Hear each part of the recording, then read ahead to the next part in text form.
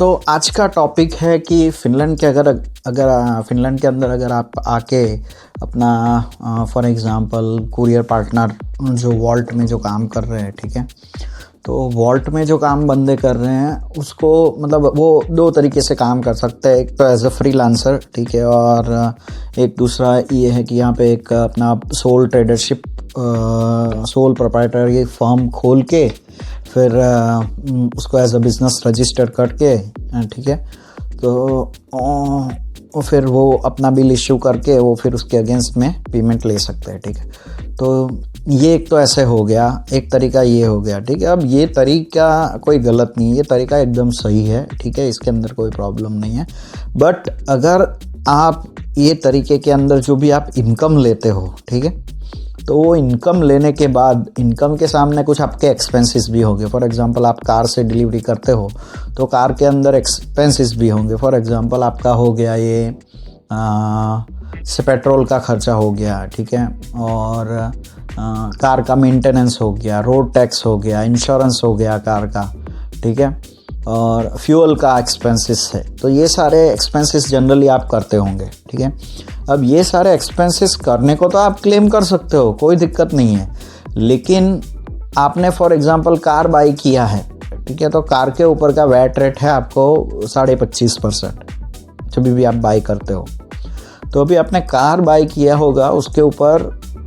For example VAT नहीं लगा है, क्योंकि जब भी आप कार का पर्सनल यूज़ होता है तो उसमें वैट आपको नहीं मिलेगा, ठीक है। तो आपने वो बाई करते समय उसके ऊपर वैट नहीं लगा हो, ठीक है, और आपने बाई कर लिया कार, ठीक है, तो उसके ऊपर आपको वैट मिलना नहीं है, डिडक्टिबल जो मिलना चाहिए था, ठीक है, अब वो आपको मिला नहीं है। पर अगर आप वही कार आप बिज़नेस में यूज़ कर रहे हो, वो कार के रिलेटेड बिज़नेस के अंदर एक्सपेंसेस क्लेम कर रहे हो, और अगर जब भी आप ये कार सेल करने जाओगे तो वो बिज़नेस एसेट मानी जाएगी। और हालांकि ये बिज़नेस एसेट है, इसलिए आपको इसके ऊपर आपको 25.5% वैट आपको देना पड़ेगा, ठीक है, ये रूल है यहाँ पे, ठीक है। अब ये रूल में काफ़ी सारा टैक्स प्लानिंग हो सकता है, वो उसके लिए आप टैक्स प्लानिंग के लिए अभी मेरी कंपनी है उसमें आप हमें कांटेक्ट कीजिए, ठीक है, वहाँ पे हम आपको सारी चीज़ें, मेरे जो क्लाइंट्स है उसको तो वो कोई टेंशन है ही नहीं, ठीक है, लेकिन अगर आपको इसका टैक्स प्लानिंग करना है